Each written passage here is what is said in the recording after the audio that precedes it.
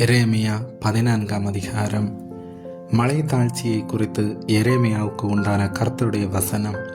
யூதா துக்கிக்கிறது, அதன் வாசல்கள் பலனற்று கிடக்கிறது, தரை மட்டும் குனிந்து கரிகர்த்து திரிகிறார்கள்.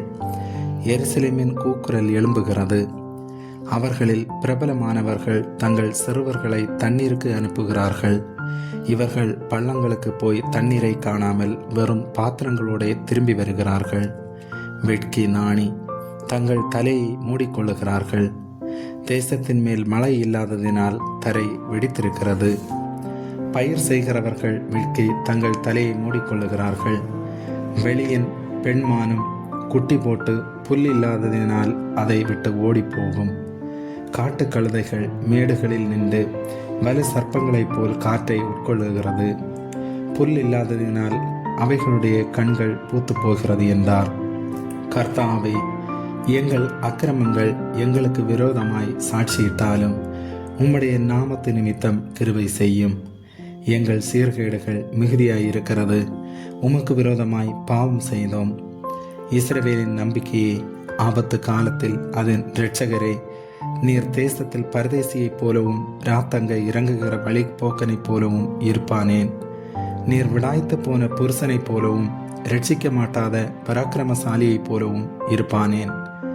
கர்த்தாவை, நீர் எங்கள் நடுவில் இருக்கிறவராமே, உம்முடைய நாமம் எங்களுக்கு தரிக்கப்பட்டும் இருக்கிறதே. எங்களை விட்டு போகாதிரும். அவர்கள் தங்கள் கால்களை அடக்கிக் கொள்ளாமல் அலைய விரும்புகிறார்கள் என்று கர்த்தர் இந்த ஜனத்தை குறித்து சொல்லுகிறார். ஆகையால் கர்த்தர் அவர்கள் மேல் பிரியமாயிராமல் இப்பொழுது அவர்கள் அக்கிரமத்தை நினைத்து அவர்கள் பாவங்களை விசாரிப்பார்.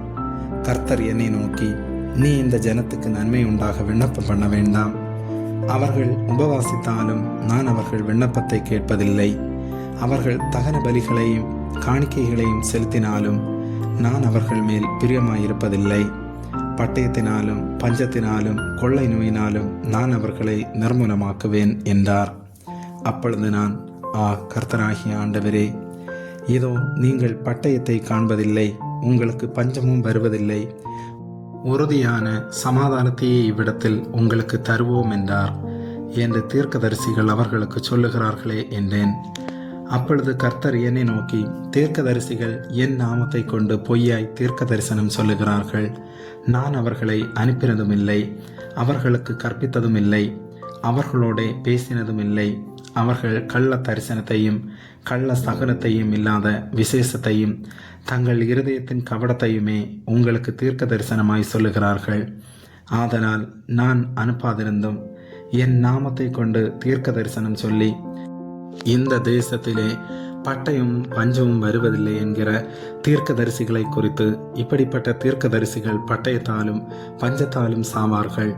அவர்களிடத்தில் தீர்க்க தரிசனம் கேட்கும் ஜனங்களும் எருசலேமின் வீதிகளிலே பட்டயத்தாலும் பஞ்சத்தாலும் அழிந்து அவர்களும் அவர்கள் மனைவிகளும் அவர்கள் குமாரரும் அவர்கள் குமார்த்திகளும் அடக்கம் பண்ணுவாரில்லாமல் கிடப்பார்கள். அவர்களுடைய பொல்லாப்பை அவர்கள் மேல் வரப்பண்ணுவேன் என்று கர்த்தர் சொல்லுகிறார். என் கண்களிலிருந்து இரவும் பகலும் ஓயாமல் கண்ணீர் ஓடிக்கொண்டிருக்கும். என் ஜனம் என்கிற குமாரத்தியாகிய கன்னிகை மகா வேதனையுள்ள அடியினாலும் கொடிய காயத்தினாலும் சேதப்பட்டிருக்கிறாள். நான் வெளியே போனால் இதோ பட்டயத்தால் கொல்லப்பட்டவர்கள், நகரத்தில் வந்தால் இதோ பஞ்சத்தால் வருந்துகிறவர்கள். தீர்க்கதரிசிகளும் ஆசாரியர்களும் ஒன்றும் அறியாமல் தேசத்தில் அலைகிறார்கள் என்னும் இந்த வார்த்தையை அவர்களுக்கு சொல் என்றார். யூதாவை முற்றிலும் வெறுத்தீரோ, சீயோனுடைய ஆத்மாவுக்கு அரசியமாயிற்றோ. நாங்கள் ஆரோக்கியம் அடையக்கூடாதபடி எங்களை ஏன் நடித்தீர்? சமாதானத்துக்கு காத்திருந்தோம், ஒரு நன்மையும் இல்லை. ஆரோக்கிய காலத்துக்கு காத்திருந்தோம், இதோ ஆபத்து. கர்த்தாவே, எங்கள் தீமையையும் எங்கள் பிதாக்களின் அக்கிரமத்தையும் நாங்கள் அறிந்திருக்கிறோம். உமக்கு விரோதமாய் பாவம் செய்தோம். உம்முடைய நாமத்து நிமித்தம் எங்களை அருவருக்காதிரும். உமது மகிமையின் சிங்காசனத்தை கனவீனப்படுத்தாதேயும். எங்களோட உமக்கு இருக்கிற உடன்படிக்கை அபத்தமாகாதபடி எங்களை நினைத்தருளும். புறஜாதிகளுடைய வீணான தேவர்களுக்குள் மலை வரிசிக்க பண்ணத்தக்கவர் உண்டோ? அல்லது வானங்கள் தானாய் மலைகளை கொடுக்குமோ? எங்கள் தேவனாகிய கர்த்தராய் இருக்கிற நீரல்லவோ அதை செய்கிறவர். ஆகையால் உமக்கு காத்து இருக்கிறோம். தேவரீர் இவைகளை எல்லாம் உண்டு பண்ணினீர். ஆமேன்.